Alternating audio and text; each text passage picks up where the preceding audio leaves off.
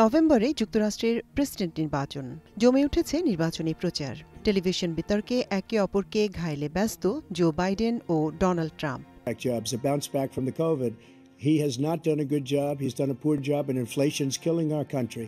তবে 2020 সালে প্রেসিডেন্ট নির্বাচনের ফল পাল্টে দেওয়ার চেষ্টা সহ বিভিন্ন অভিযোগে চলা মামলায় খুব একটা স্বস্তিতে ছিলেন না রিপাবলিকান দলের প্রার্থী Donald Trump.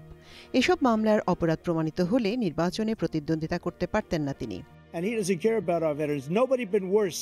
I had the highest approval rating for veterans taking care of the VA.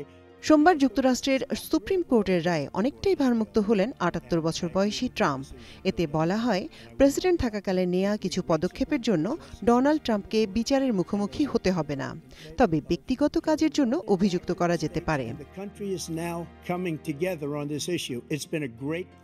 Trump supreme কোর্টের রায়কে গণতন্ত্র ও সংবিধানের বড় জয় বলে আখ্যা দিলেও একে বিপজ্জনক নজির হিসেবে উল্লেখ করে উদ্বেগ জানিয়েছেন প্রেসিডেন্ট জো বাইডেন।